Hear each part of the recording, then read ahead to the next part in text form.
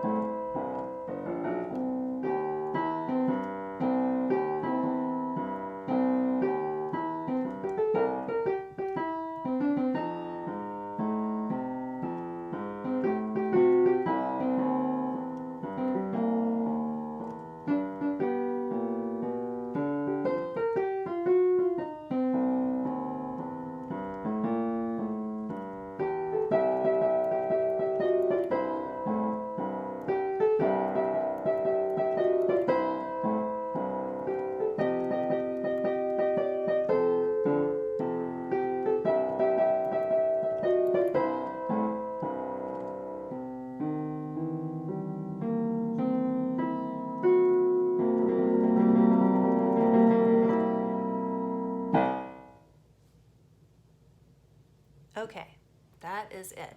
So let's go over a few of the basic things first. We want to check our time signature and our key signature. Time signature is 4/4, so a quarter note gets 1 beat, 4 beats in a measure, nothing too out of the ordinary there. Key signature, there are no sharps or flats written in the key signature. There are flats and sharps and natural signs written all throughout the piece, but those are called accidentals. They're not part of the key signature, which would all be here at the very beginning of each row. If you see any flats or sharps over here, that's telling you something about your key signature.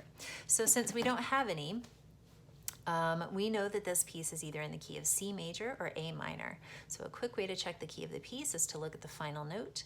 And in this case, the final note is a low C. And most of the time, 99.99% of the time, a piece is going to end on the tonic note, or the note which is the same as the name of the key. So since this is a C, we can go ahead and assume this is in the key of C major. And if you look at the right hand at the beginning, the notes in the first measure are C, G, and E, which are the notes in a C major chord. So safe to say we're in the key of C major here. One of the things that the Fabers are introducing in this piece is what's called a walking bass pattern. The walking bass pattern just means that your hand, the chord that your left hand is playing is moving up note by note, and usually there's going to be a minor third here. Right there it is, and then we go on to the major third, and then we just finish out the chord. So it's a C chord with a minor little variant in there at the beginning. Sounds real bluesy, jazzy. We do that in C. And then, typical for a blues pattern, we're going to move to the 4 chord and do the same thing, which in the key of C is F, because F is the 4th note of the scale. So we do the same walking pattern, and then we move back to the 1. You know what's coming up here is the 5. Back to the 4. The 4, only one note of it though, just the F, just the root note of that chord, just the F, and then you go back to the 1. So that's what they mean by walking blues pattern. It's walking up, up, up, root, up, and it's just plodding through these notes in the same manner in every measure until it changes a little bit on the second page. Another thing we're doing here is we're playing in a swing style.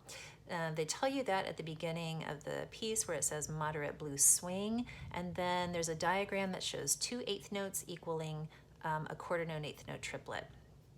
So that is the thing that you'll see in a lot of blues or jazz pieces where the music looks a certain way on the page. It looks like eighth notes, but you don't play it that way because it sounds too stilted and too regimented, too classical in other ways. So if we were going to play this as written, it would sound like this. Now, I don't recommend this, but just to give you an example of the difference between regular, like a non-swing and swing. Here's non-swing.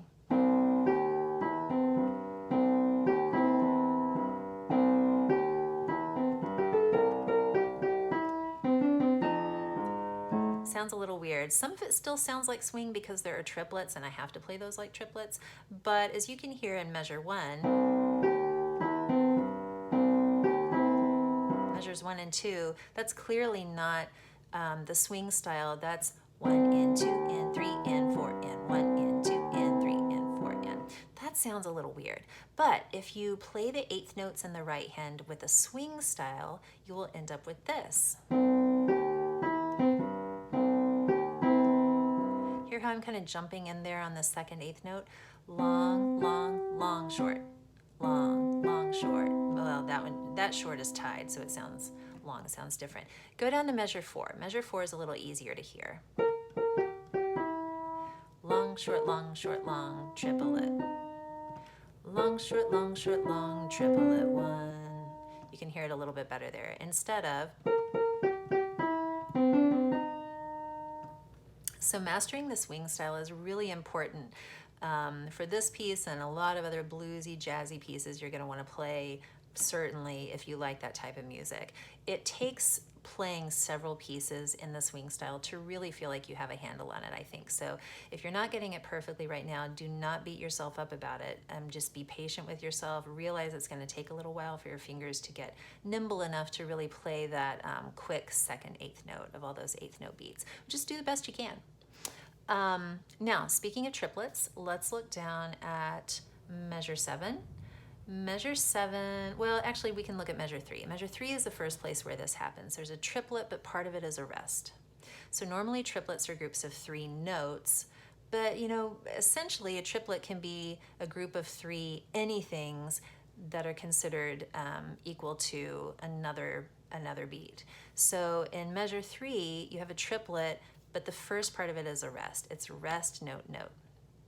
That happens sometimes. A good way to get through this is to know how to count a triplet. Triplets are typically either counted triplet with words, triplet, or 1 and a, or 4 and a, whatever beat you're on. So in this case, since the downbeat of the triplet, or the first note of the triplet, is a rest, that would be the 4 and a, or that would be the triplet, triplet. The trip or the 4 is the part where the rest happens. However, in this particular measure, and this is kind of common, even though the right hand triplet has a rest on the first beat of it or the downbeat of it, the left hand is playing on that beat. So you can use the left hand note to sort of fill in the gap where that rest is. So the left hand is playing 1, 2, 3, 4, and the right hand rest part of the triplet starts on 4. So you could essentially be like 4 and a, or triplet. 1, 2, 3, 4 and a, 1. And I think that's kind of an easier way to get through a triplet with a rest at the beginning. If it's really bothersome, if it's really driving you nuts, you can just add another note to that triplet.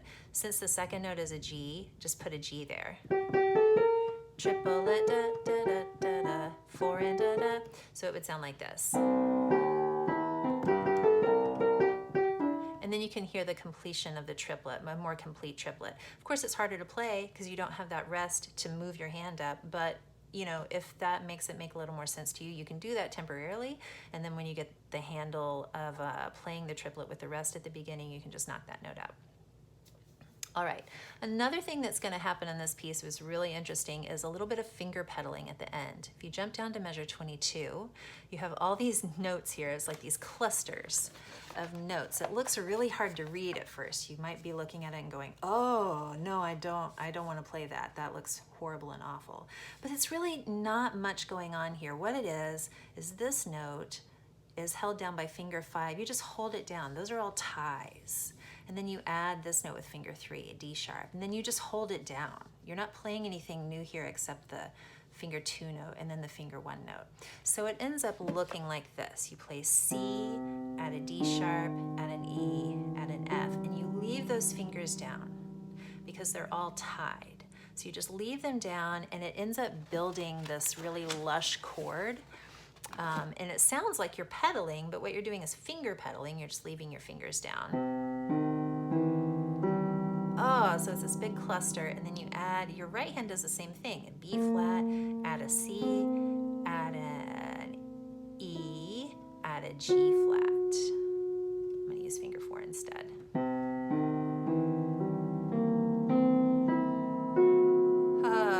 I really like that sound. It sounds kind of like a mess, but it's cool too. And then right after that, you're gonna do what's called a tremolo. So you see 2 notes printed for each hand, and they're both whole notes. Looks kind of weird. The right hand has a B flat and an E, which your fingers are already on thanks to that built chord that you just did. So after you hold that chord, you just lift up and then go back to the B flat and E. And those 3 bar lines in the middle of the measure are telling you to do this back and forth rapid movement. It's called a tremolo. It doesn't look very pretty, doesn't sound very pretty either, but you are going to be pedaling and it'll sound a lot better with the pedal. You can change your fingers too if one gets tired or one works better than the other. You're also going to be doing the same thing with your left hand on the notes C and G.